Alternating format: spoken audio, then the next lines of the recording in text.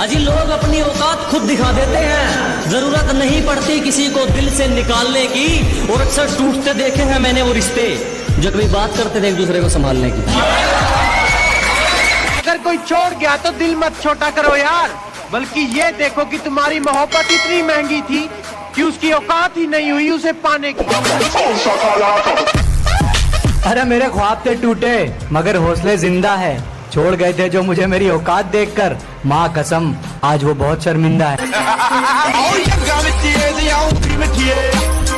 उसने कहा भूल जाओ मुझे, मैंने भी बोल दिया कौन हो तुम।